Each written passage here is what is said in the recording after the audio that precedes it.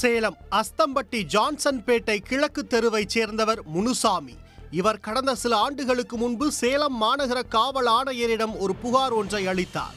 அதில் தான் கோரப்பாய் நெல் வியாபாரம் செய்து வந்ததாகவும் தன்னுடைய தொழில் மூலம் பல இடங்களுக்கு மொத்தமாகவும் சில்லறையாகவும் பாய் விற்பனை செய்து வந்ததாக கூறியுள்ளார். மேலும் அரசு துறைகளுக்கும் தனியார் தொண்டு நிறுவனங்களுக்கும் கோரைப்பாய்களை மொத்த விலையில் விற்பனை செய்து வந்தபோது 2013ஆம் ஆண்டில் சேலம் மாவட்ட ஆதி திராவிடர் நலத்துறையின் ஆசிரியராக பணியாற்றி வந்த வெங்கடேசன் என்பவர் அறிமுகமானதாக தெரிவித்துள்ளார்.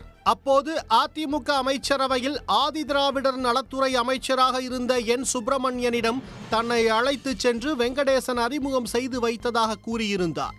பின்னர் சேலம் மாவட்டம் பெரிய கிருஷ்ணபுரம் உண்டு உறைவிட பள்ளி விடுதிக்கு 300 பாயும், கருமந்துறை வெள்ளிமலை உண்டு உறைவிட பள்ளிக்கு 400 பாயும் கொடுக்குமாறு அவர் கூறியதாகவும், அதன்படி இரு பள்ளிகளுக்கு மொத்தம் 700 கோரைப்பாய்களை கொடுத்து அதற்கான தொகை 90,000 ரூபாயை பெற்றுக்கொண்டதாக தெரிவித்துள்ளார்.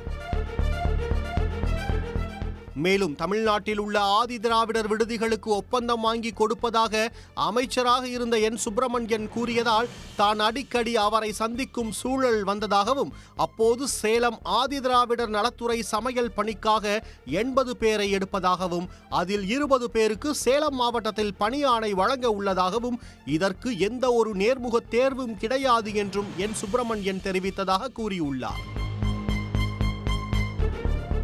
மேலும் தலா 3 லட்சம் ரூபாய் யார் தருகிறார்களோ அவர்களுக்குத்தான் சமையல் பணி வழங்க உள்ளதாகவும், தங்களுக்கு தெரிந்தவர்களிடம் கூறுங்கள் என என் சுப்பிரமணியன் கூறியதாகவும், அதன்படி தானும் தெரிந்த நண்பர்கள் உறவினர்கள் ஆகியோரிடம் கூறியதாக புகார் மனுவில் தெரிவித்துள்ளார்.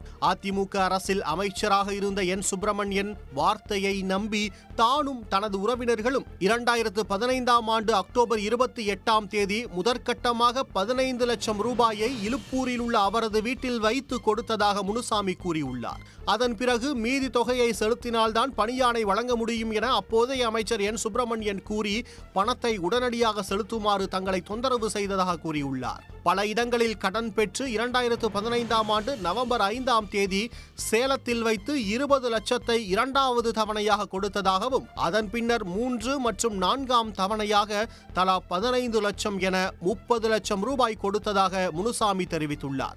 மொத்தம் 65 லட்சம் ரூபாய் பணத்தை அப்போதைய அமைச்சர் என் சுப்பிரமணியனிடம் கொடுத்ததாகவும், அந்த பணத்தை அவரது மகள் லாவண்யாவிடம் கொடுத்துவிட்டு வேலை வாங்கி கொடுக்காமல் பல இடங்களுக்கு அலைய வைத்ததாக முனுசாமி கூறியுள்ளார். வேலை வாங்கி கொடுக்காத நிலையில் 2016ஆம் ஆண்டு சட்டமன்ற தேர்தலில் என் சுப்பிரமணியனுக்கு போட்டியிட கட்சி தலைமை வாய்ப்பு வழங்கவில்லை. அதன் பிறகு சுப்பிரமணியனை தொடர்பு கொள்ள முடியவில்லை என தெரிவித்துள்ளார். இந்நிலையில் சென்னை வேளச்சேரியில் வசித்து வந்த சுப்பிரமணியன் அவரது மகன், மகள், மனைவி ஆகிய 4 பேரிடமும் பணத்தை கேட்டதற்கு சொந்த ஊருக்கு வரும்போது தருவதாக தெரிவித்ததாக புகாரில் முனுசாமி கூறியுள்ளார். அதன் பிறகு 23,50,000 ரூபாயை கொடுத்தவர் மீதி 41,50,000 ரூபாயை தராமல் தங்களை ஏமாற்றியதோடு அடியாட்களை வைத்து அச்சுறுத்தி தனக்கும் தன் குடும்பத்தினருக்கும் கொலை மிரட்டல் விடுத்ததாக தெரிவித்துள்ளார்.